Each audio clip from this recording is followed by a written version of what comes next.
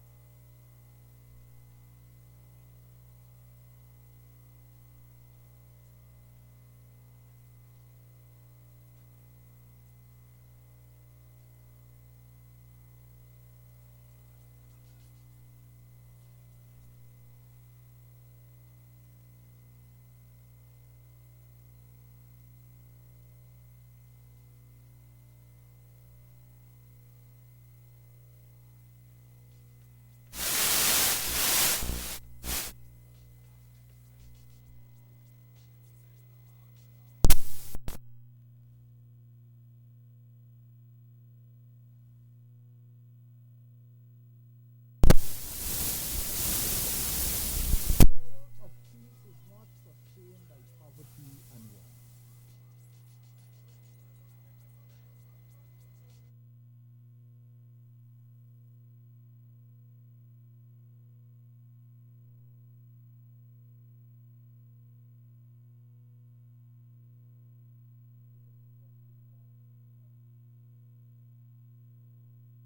It gives a sense of assurance and serenity to humanity. Mere pious hope constitutes only self-religion. So, in other words, we must, for there to be peace, there must be certain systems in place. There were certain attitudes, events, judgments. The essential prerequisite for economic and social contentment is world peace. If we want to have peace, the essential prerequisite for economic and social contentment is world peace. And without such contentment, the weeds of discontent luxuriate and threats of peace develop.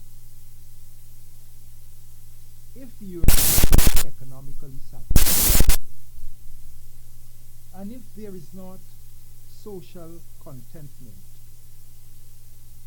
we cannot see peace. A society is developed socially. This is where we interact as people. We do all things. We educate ourselves. We have the health system in place. We have all the various programs in place that would ensure that we are contented. When there is contentment, then everyone will be at peace. But not when some are getting the bigger or the largest and almost all the cake and giving to the others a little piece. People may not be satisfied. People will be discontented. The great nations of the world would do well to remember that in the modern age, even their own fates are not wholly in their hands. Peace demands the united efforts of all of us. If all of us, if we are united, the only way we can get peace is that we all have to be on the same page. So you cannot treat a large part of the nation a certain way, like for instance here in Guyana we have the Indians, we have the East Indians, we have the Africans, we have the Portuguese, the Amerindians, I said Indians, the Amerindians, right? Now, all have to be treated equitably for there to be peace. And this is what those who are placed to govern must understand. Where there is no lack of goodwill, all international disputes can be resolved. All nations, whatever their potential political persuasion, can live together in peace. Where there is no lack of goodwill, in other words, where we show love to each other, where we work together and we show love and respect to each other, then and only then can there be peace. When we respect each other, when we knew that we all worked to build this nation, then we have to be treated likewise. This is this world we're living in today is a world where the internet, where the information age is in our hands. The information, we got a phone, it's in our hands. We cannot hide. And people are realizing more and more what are some of the things that are affecting them as they live in countries, and if they find that the government cannot govern, they will try to do things to ensure that they have a government that can govern.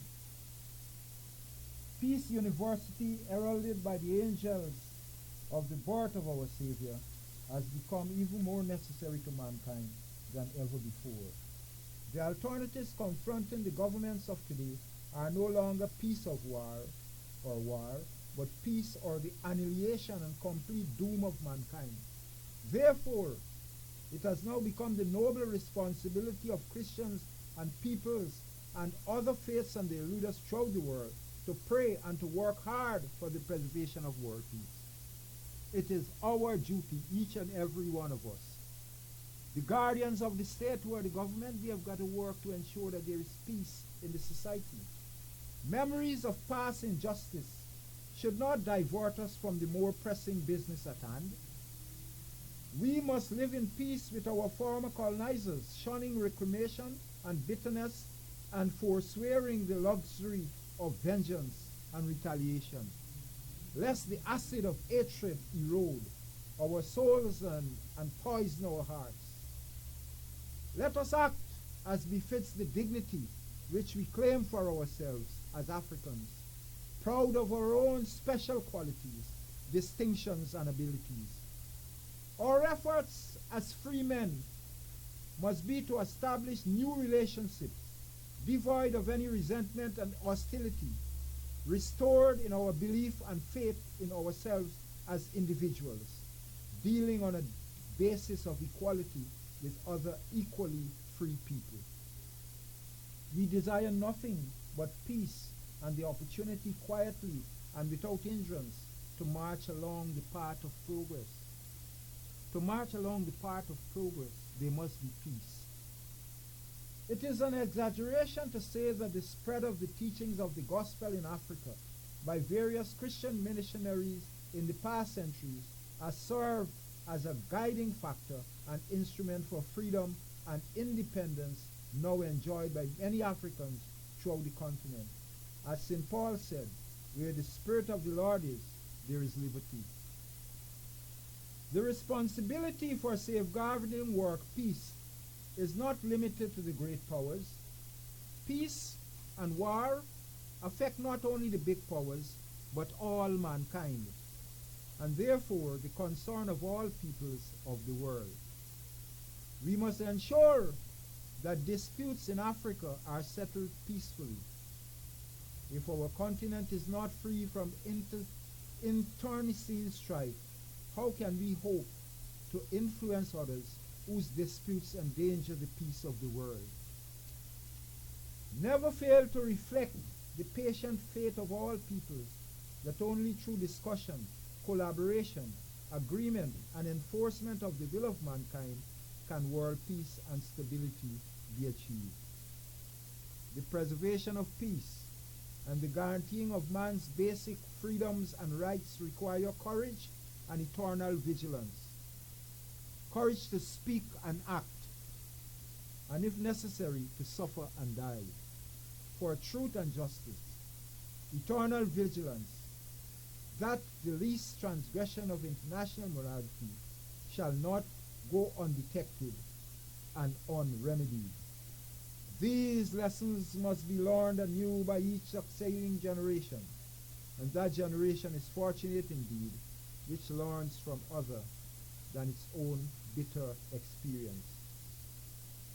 Warfare never has made and can never make an affirmative contribution to the welfare of mankind.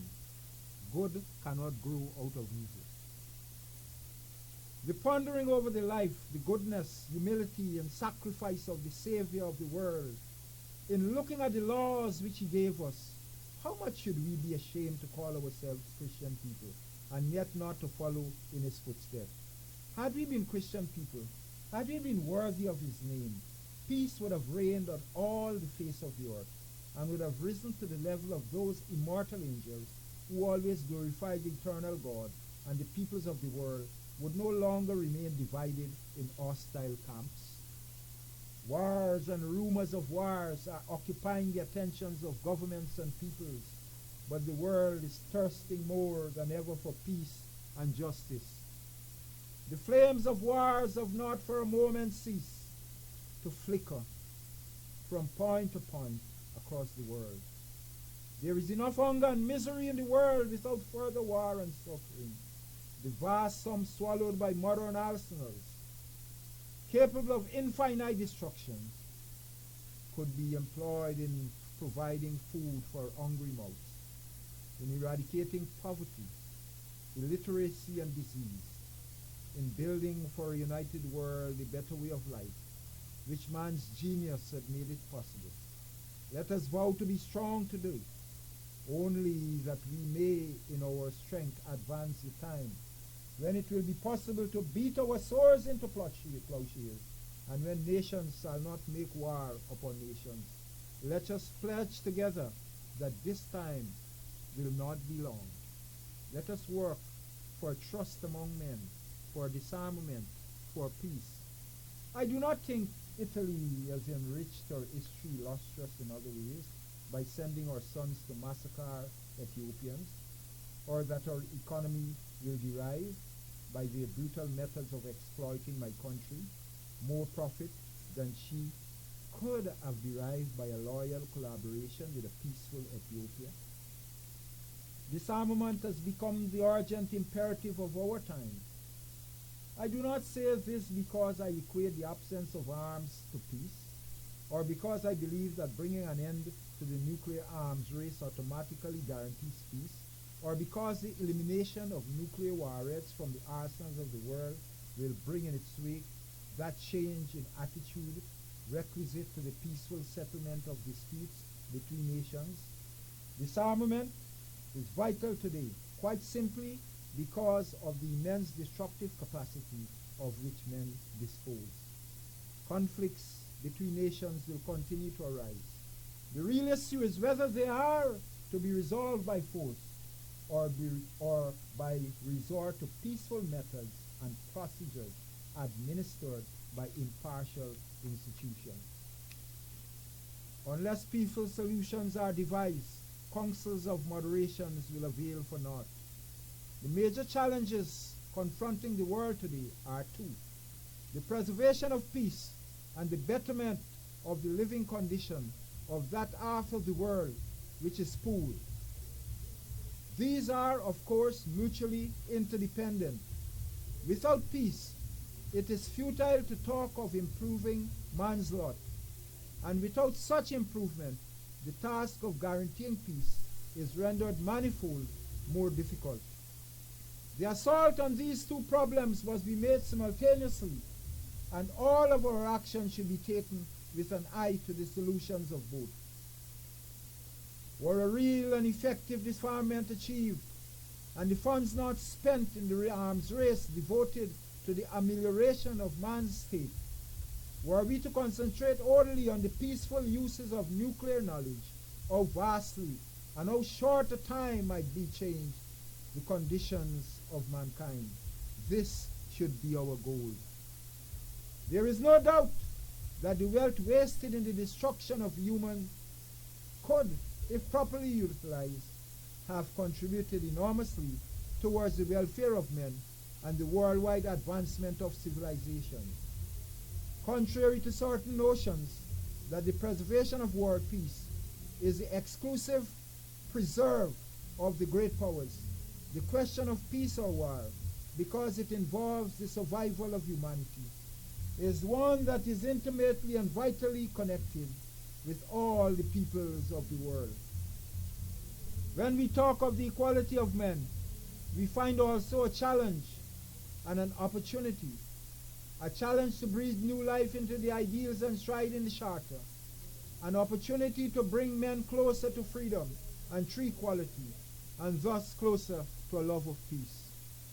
Distant worlds have been brought closer and mysteries have unfolded.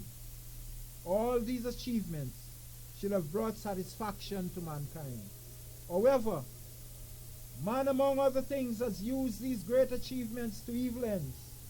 But happily, the realization that such a state of affairs is incompatible with the needs of our times has led of late all leaders and all men of goodwill to determine to live in peace and to coexist in spite of the ideological, social, and economic differences existing in the world.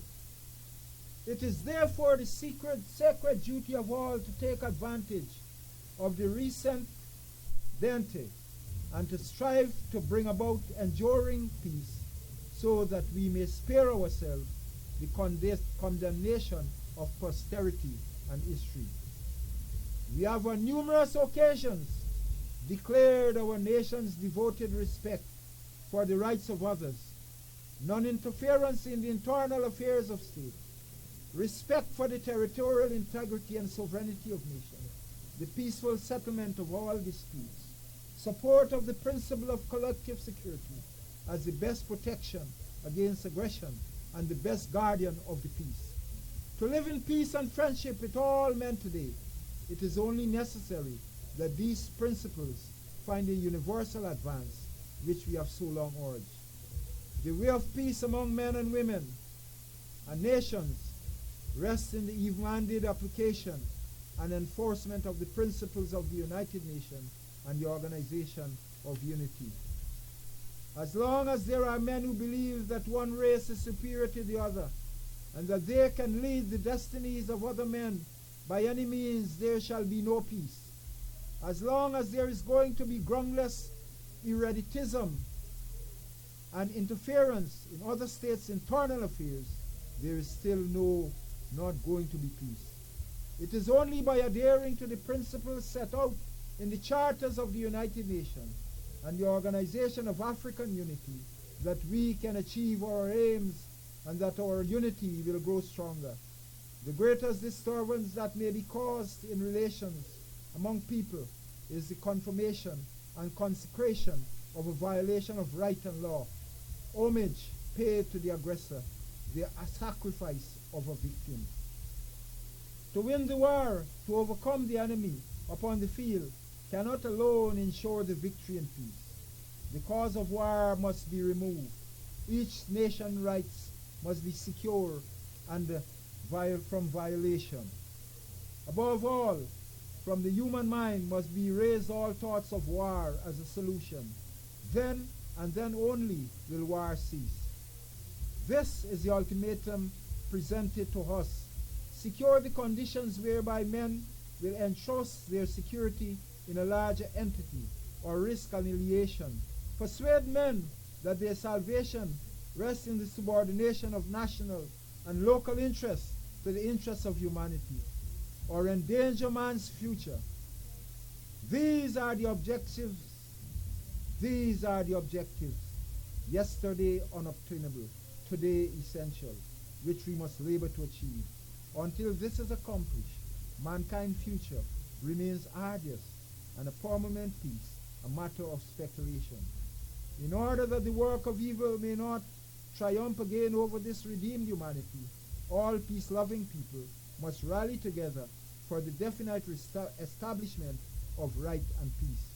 Today men hope for a special future, when yesterday we sought only the means to postpone the final holocaust. If the condition of peace is such as will satisfy the conscious of sense of justice of men, if it is assured by mankind that they shall toil and live happily under a just system in which no discrimination will be made between small and great, the peace system that shall be laid down can leave a heritage for the coming generation which will be full of happy life and boundless prosperity. Man is basically a creature of peace. Use your knowledge for good and preserve peace among men. Man has peace. He is born of peace. Man is of peace.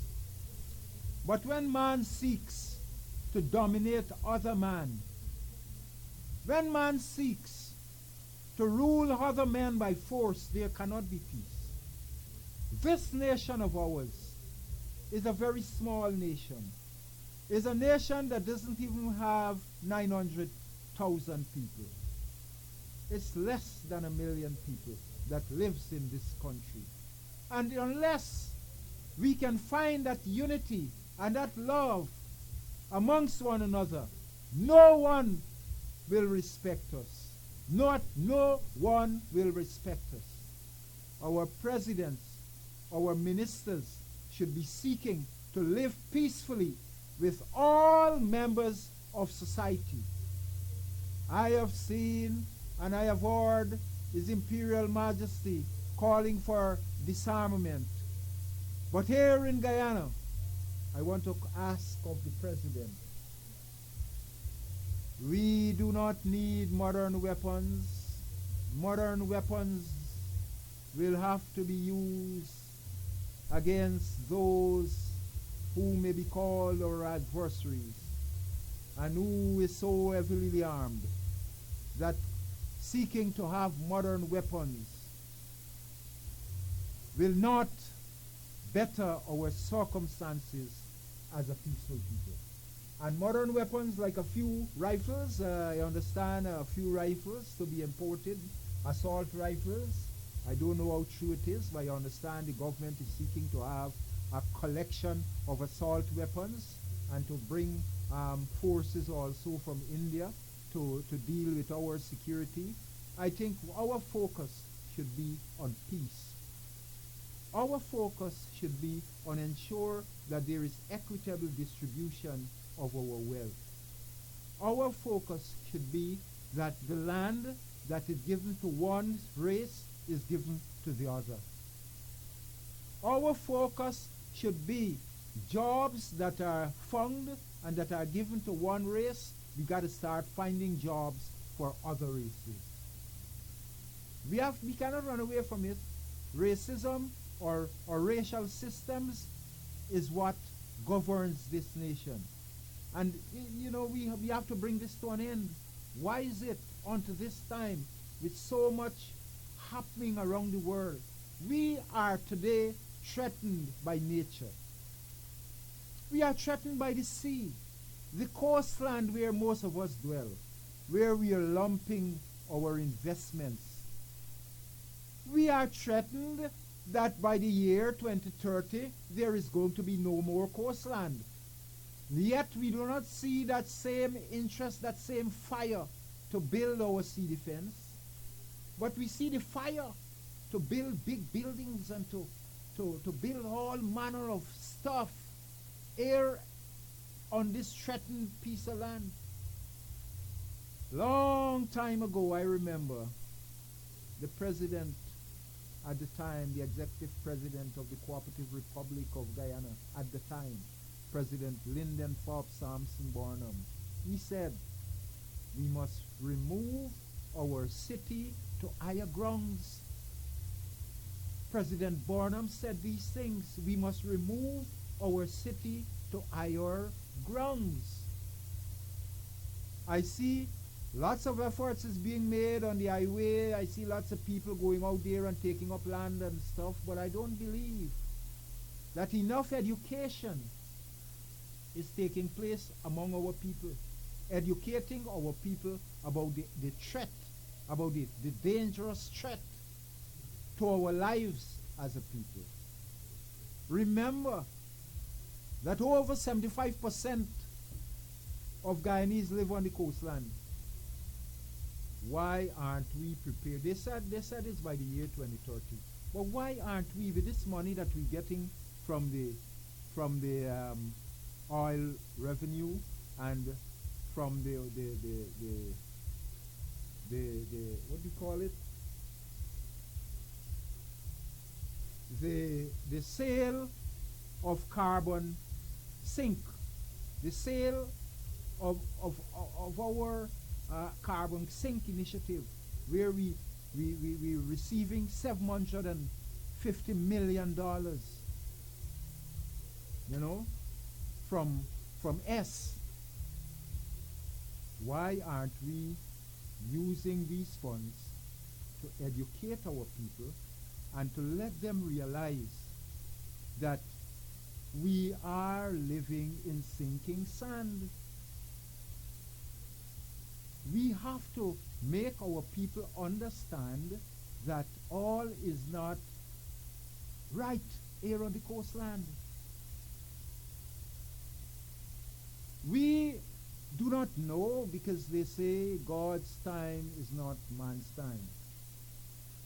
We have been receiving from the scientists, on global warming, that these things are going to happen not only in Guyana, but there are many cities that will go down. Africa has begun to experience it. In the Maldives, a number of islands there out in the Pacific Ocean have gone down already. People have had to evacuate, get away from those lands because the sea has taken them over. And we see the rising of the sea here, but somehow I don't understand, why is the government silent on this issue? And this is a matter that we need to deal with. This is a matter we need to deal with. At every walk of our lives in this time, we should be talking about this. We should be asking ourselves, what is the system? Now, I remember I spoke to a minister.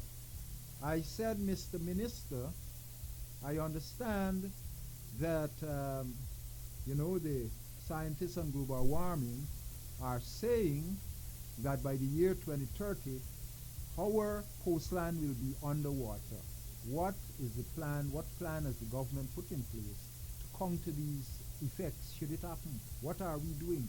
What should we tell the people? He said, oh, we're building Silica City.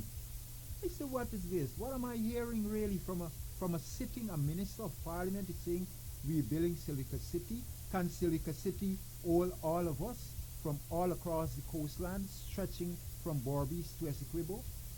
We've got to have better plans. We've got to have better systems in place. We've got to give better information. So I don't know, but these are some of the things that we've got to really look at. But while we're here, while we're still here, we have to continue to live. But that doesn't mean we're not going to look at what happened recently in Turkey and Syria. Look at that earthquake. We are here drilling, we're taking out billions of barrels of oil. Exxon has even said to us that, with this six project that we're gonna bring on, there's possibility that there's gonna be flooding, that there's gonna be the atmosphere, the air would be polluted, the air that we breathe would be polluted. It means that we're going to have more sick people. Tell people these things. Let us come out and tell people these things. Let the people know what is hanging over their heads. Let the people know that whatever is happening in our society with respect to rainfall and flooding and whatever, it all adds up to global warming. And I want to touch on Brother Marcus Garvey. You see, that was His Imperial Majesty bringing us up to date. Now, slavery. Brother Marcus Messiah Garvey and His Imperial Majesty were among some of the men that have been, vilified for their work as black liberation leaders.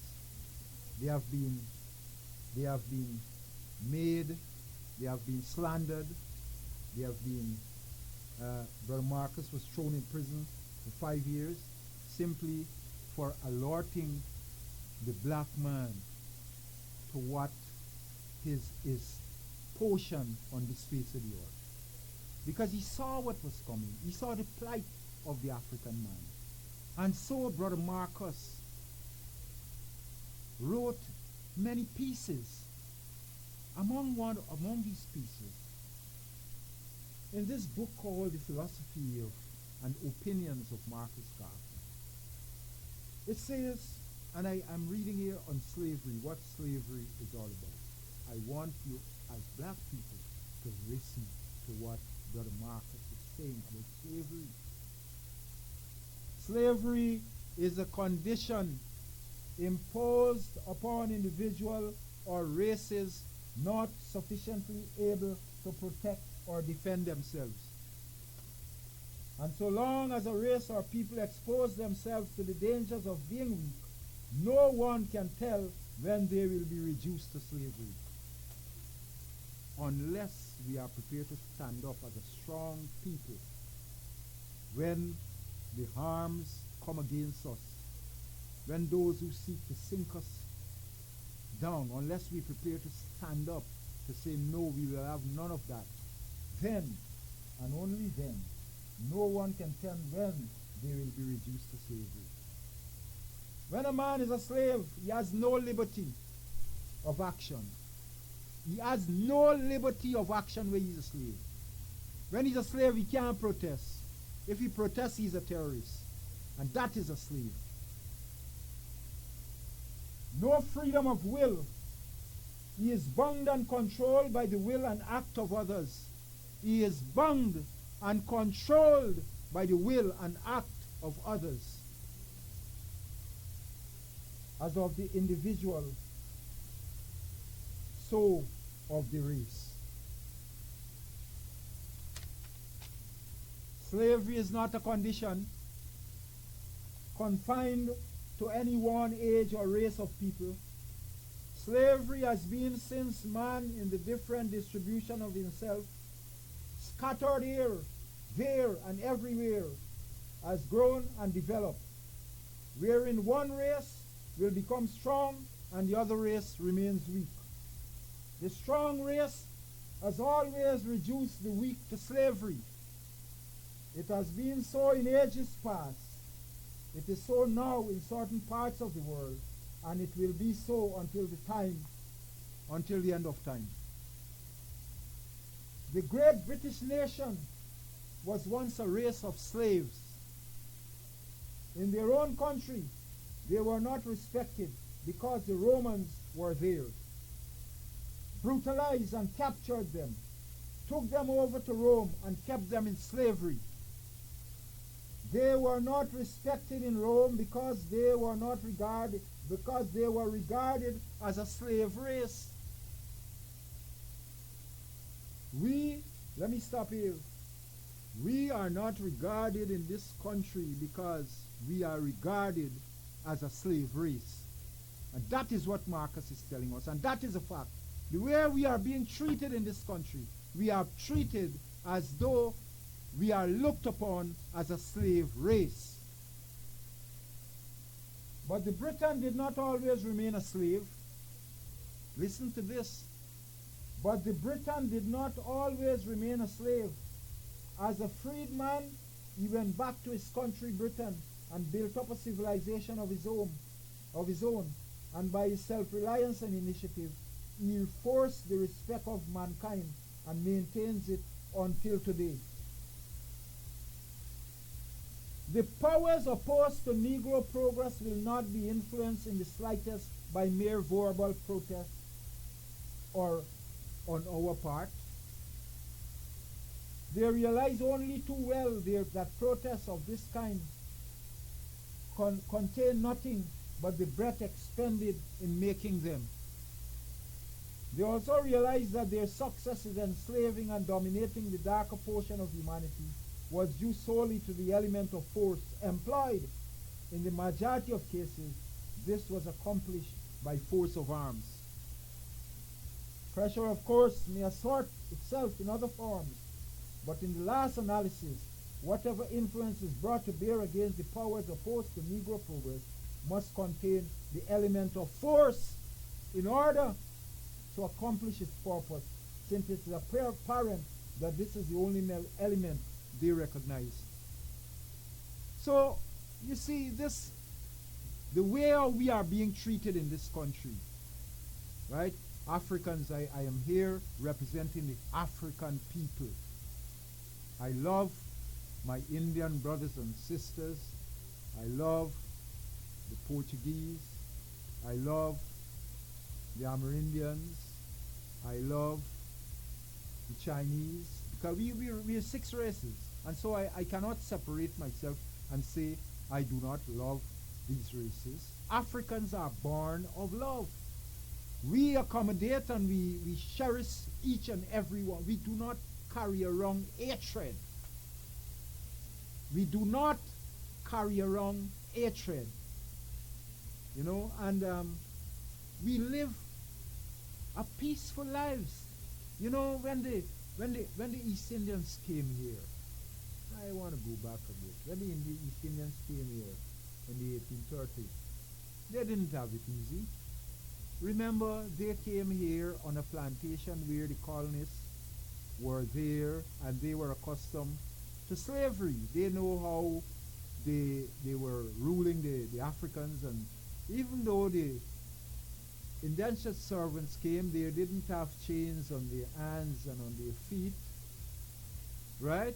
But they were placed in certain conditions that made it almost as though it was slavery. And so, because of this condition, I did a poem called Sugarcane. Once the world's pride, now crumbling with the world's worst market price. Under pressure with the best rice, while the oppressors keep throwing their dice. Having filled their pockets with sugar money, today produce artificial honey, fighting to destroy the poor and needy in their struggle for an honest penny. Kings they brought from African lands to work as slaves in their backlands, producing sugar under their plans. Black queens they whipped on the plantation to strengthen their hold on colonization, while Missy and Master enjoy their destruction. Indentured servants coming from India suffers the same fate as Africa, living in lodges and drinking impure water, working sugarcane and filling the slave master's coffer. Beet sugar they say it's the best, still it cannot pass the test. Together we must work to stop this sugar unrest if we are to survive in this land of the oppressor's nest. We are all in this big melting pot. I live at Islington on the east coast of Demerara. Now I could tell the whole world where I live, right? I'm not afraid to say I live there. If you want to find me, I live at Islington on the east coast of Demerara. Now I'm the president of the Enmore Aslington Community Development Council. I have used the opportunity to invite ministers to come to my community to look at the condition that our community finds itself in. Roads deplorable. Roads that have moved from potholes to ponds. Some of these roads are called 7 ponds. Some are 6 ponds. When the rain falls and you get down and you get into these roads with your cars, you can sink down. You know, and it's terrible, man. And we took the minister there, the ministers there, and they saw what was going on. They said, okay, we got to get this done. We got to get it. This is definitely terrible. We never knew it was like that behind there, because no minister ever came to our community at the back of Aslington, that's Aslington New Scheme. This new scheme was built by housing under Mr. Sheikh Bash. So you could see how long I'm talking about. There are other schemes that came up after, close to this Aslington New Scheme. They came up maybe a decade or so after, and they have all the roads. The roads are well done, but they are the supporters of the PPP. And so all the roads are done. In Enmore, well, Aslington is next to Enmore. Every street is done. Every street. Every street. You name it, the street is done. We were told that during the Christmas season, or when the budget is read, Aslington New Scheme will have an opportunity to free itself, because they're going to come in and they're going to do the road. We're still waiting. We're still waiting. December gone. This is January gone. February gone. We are still waiting.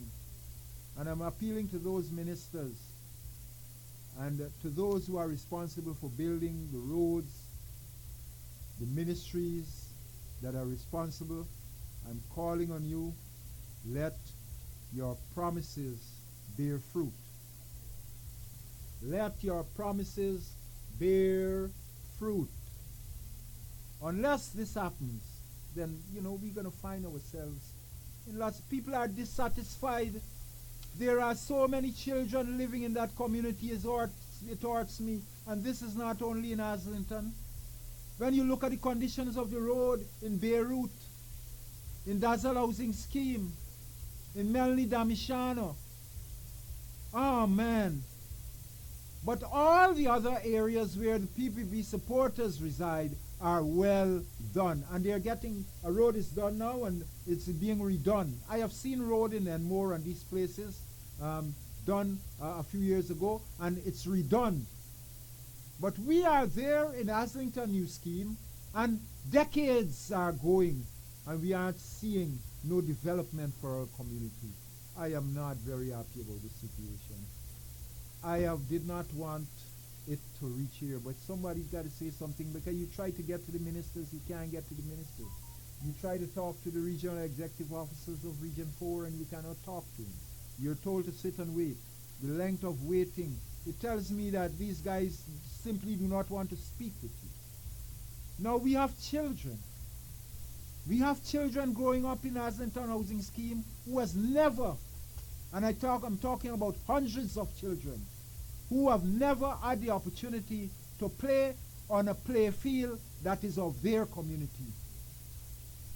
I have gone to Enmore, where they have the Enmore Monument site, and I took the boys from over in Aslington Housing Scheme to that play field, to that monument site over there, and the boys of Enmore, the East Indian boys, and the black boys of Aslington, we were there, and we played, and we laughed, and we did things together. And they are very good footballers in Enmore, but they will never see the light of day because they are not given an opportunity to play football. Because they can't play football on the Enmore Community Center ground, and we were displaced. We were displaced. Those boys had to leave. We could not We could not do anything more on that monument site. It was fenced, and that was the end of it. On Sundays, families from Enmore and families from Aslington would come and they would gather, and this camaraderie and this relationship amongst individuals would grow. But those men, those leaders, whoever they be, whether it be of the region or the NDC or the government, they have put us spokes in the wheel of unity. They do not want us to unite. They want us to fight, so that when we fight, they will continue to rule. So you divide the people and you rule. Look at what is happening on Golden Grove ground. Look at what is happening on Aslington ground. We ain't got grounds. I have asked the government, I have asked the president, I have asked the minister, Charles Ramson. I said, could you put a system in place where we have a unit, a body of persons, maybe a dozen persons, and we give them equipment.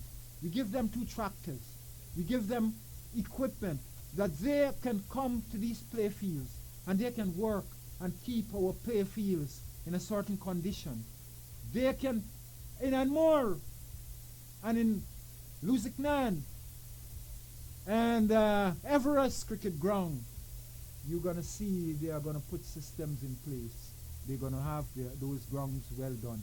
But what happened to those play fields in the communities in Buxton, in Victoria, in Mahaika? These are all play fields that you need a body of men with equipment that from time to time will look at the various grounds and ensure that they're in perfect shape. You go to Aslington ground where I live, Aslington New Scheme, and the weed can meet you about halfway up your body. By your waist you can see grass and stuff, and it is not supposed to happen. This is a developed country. This is an oil-rich country. We will have thousands of people coming to this country. We can develop a booming sports and cultural tourism industry if we only treat our communities right. We can have beautiful villages because the people in the villages knows how to do it. When it comes to agriculture, let me step off. Let me come to agriculture. Nothing is being done in the villages to promote agriculture. Nothing. We hear about road to market, from farm to market roads. Farm to market roads, which is a very good initiative. If we have farms to market, we are going to have young boys from the villages who will ride into the back dam on their little bikes, right? And the police won't have no cars to be harassing them on the road because they are looking this little bike that they have. They got to make a hustle. They got to do something to get by. Now, if you have those road to market, farm to market roads, those young men are going to find lucrative jobs going into those back dams, and bringing out food that can be sold to these persons. And we don't have to be spending this exorbitant amount of money on farmers' produce. Why this is happening? Because it's a monopoly by farmers by one community. And once you have that monopoly, then some people who do not have that opportunity to farm as those who have the monopoly, they will suffer. Because unless they go to the market and buy a piece of pumpkin, a little piece of pumpkin for $500 and $600 and $400, and a couple of okra, and full of okra for $300 and $400. It's sad. I go to market every Saturday. I go to market because I want to take that burden off of my wife. I go, and when I go to the market, it saddens me I ask myself, how are men and women with 5 and 6 children managing this kind of inflationary prices? I ask myself, why are we doing this to our people? And it is not only the Indians, the Africans who have to face the market. I am there, and I'm hearing the East Indian boys and girls and mothers and fathers bawling also for the prices that they have to pay. But they're silent because they don't want to be in the black book of the master. And so they stay silent. But I can't stay silent anymore. I must speak out. What about those boys who were captured as terrorists protesting? They were protesters and they are now turned terrorists. Now then, if they are terrorists, then we have to start all over again. And we'll have to go to Berbice where they chase the police them and beat them up, chop up the police. You know, the police gotta do their work. They gotta go and find those fellas who broke up the David Granger's bus. We gotta find these people because they are terrorists. They are no protesters. Why are we doing this? Why are we doing this? We have gone into Golden Grove. That young man was killed. We shoot up the whole village. Shoot up the whole village. Now we are going back to harass those people. And then we are saying we want peace. We don't need peace. It seems to me that there is an agenda to cause problems in this nation. We, the Africans, do not want that. We do not want that. We do not want to go out there and war again. We have war for centuries, buffalo soldiers, fighting on arrival, fighting on for survival. We've always had to fight. Everything we've gotten in this life, we've had to fight. Now, let me tell you something. It is the Africans who came here naked as they were born. And this is history for the children of African fathers and mothers. Your foreparents came here, their chains on their hands and their feet were in chains, and chains around their neck, and they were naked, and that's how they came to this land. And they were made to work for nothing. They worked for nothing for let me break it down, for 300 years. For 300 years, they slaved. They dug the canals. They dug the conservancies. They built the schools. They built the churches. They created the habitat for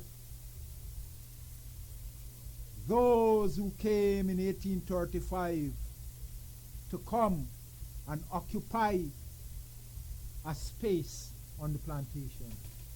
While they were there, they decided, as we come, we ain't in slavery, we ain't going back home, because they came and they met a well laid out plantation. They came and they met lands available for rice farming, lands available for sugar, lands available for all kinds of produce. This was made possible by the sweat, blood, and tears of Africans. While we were on that plantation, when our mothers made their children, they were taken from them and sold to other masters and other plantations. While we were on that plantation, we had to work 16 hours a day. And we had to have our own provision ground. We had to plant our food. And we've got to let our people know, we have got to let our children know that we're not going back to slavery. And if you want peace, if the nation is to get peace, then you have to treat all of us right. Treat us right. The same way how you're treating. Now, how can you How can you, in your good senses, those of you who tell yourself you are guardians of democracy, how can you not look at the African to give him contracts so that he can employ the people in his community? How can you not do that?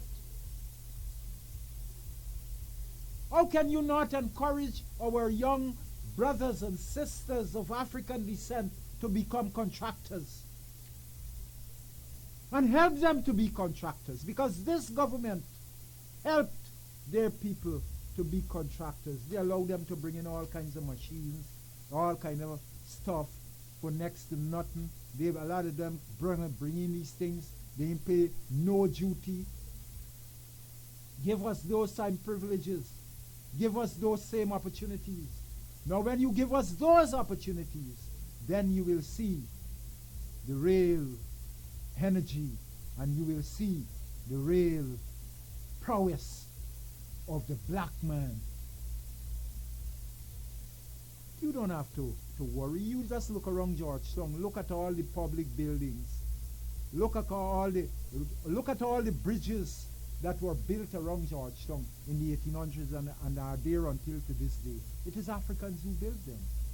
It is the Africans who built the seawall. There was no seawall. It's we who build the seawalls. They weren't seawalls. They weren't conservancies. The water from the back used to just come through and flood out the coastline. But because it was a swamp, it was rich. And the white man realized, he said, hey, this rich land, buy arable land, because the swamp comes all the way through from the hinterland and brings everything. So we got arable land. Okay, watch what we're going to do. We're going to block off that place at the back. We're going to make a conservancy. And the conservancy dam, we call it a conservancy dam. So we block off the water from the back. We block off the water from the sea. And so here we are on the coastline. At the back, the conservancy. At the front, the sea. So that when the conservancy broke in 2005, we had one of the worst floods in the history of Guyana. It was that same conservancy dam that was built by Africans. It is Africans who built that conservancy dam. It is because of the Africans that we have water coming from the Lamaha into Georgetown, so that all the people of Georgetown can have and enjoy the water. So all the people from Exxon and all these countries that are coming here, it is because of the resilience. It's because of the hard work of Africans that we have a Guyana. It's because of Africans that we have a Guyana. And this must be written. And this must be known by all. The first midwives and the first headmasters in this country were Africans. The first set of doctors in this country were Africans. The first set of lawyers in this country were Africans. The first set of teachers today and remain, the majority are Africans. So why are you telling yourself that you can treat us anyhow and we are going to accept it? We are not going to accept it. I can assure you that we are not going to accept it. I may not be around, but I can tell you that this African generation that coming right now ain't accepting that. You ain't taking nobody back in slavery. You ain't treating nobody a way that they feel that, look, hey, we ain't got no place here. We got a place here. We got a place. We got a right to this nation.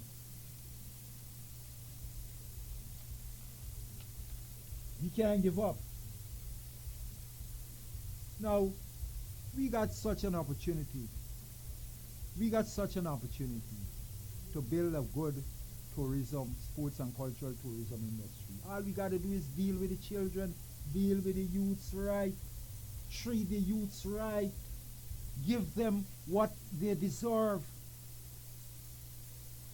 Why are we doing this? We got $781 billion that we set up, so well, this is to build and do infrastructure and do whatever. What is there in it for the young people on the East Coast?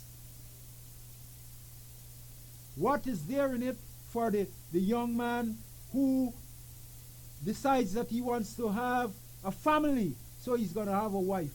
Where is the job? Where is he going to get a job? This is the way we want to end crime. This is how we want to finish crime. In any society where this exists, there will always be crime. And none of us can stop it. Sociologists show you that in the inner city, where people are abused and misused, there is going to be crime, because there is no equal rights and justice. No equal rights and justice. And so there cannot be peace. And I say to you, please, Mr. President, and all those of you and Mr. Commissioner, those men who have been called terrorists are used as a scapegoat for the wrongs done by many before. Where are they who broke the President David Granger bus? Where are they who chop up the policeman? Where are they who had the police them running down the road? They were protesters or terrorists? What were they? Please, Mr. Commissioner, please, Mr. Officer, cool down your temper. Now, before I go, I want to say that tomorrow the members of the House of Nyabingi, along with the Truth and Unity Movement, will be having a Rastafari crusade.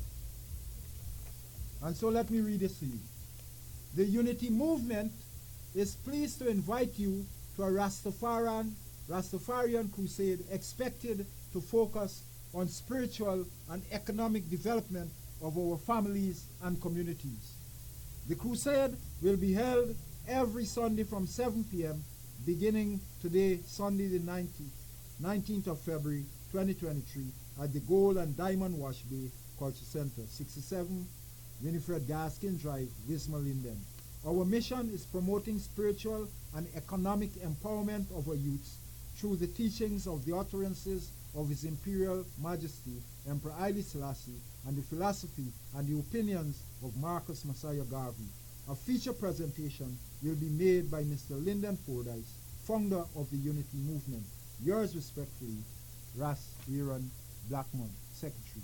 And I want to thank Sister Eve of Channel 9 for the opportunity to be on this program once again, because the black people of this nation deserve a voice, and I am offering that voice along with many others.